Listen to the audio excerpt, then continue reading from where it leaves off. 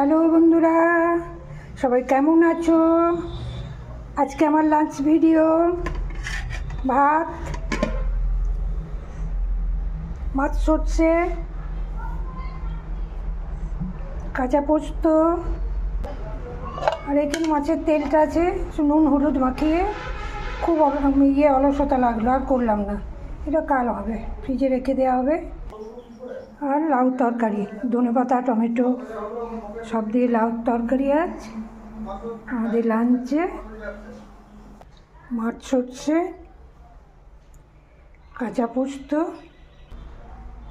ভাত। সবাই ভালো থেকো, সবাইকে অনেক শুভেচ্ছা ভালোবাসা।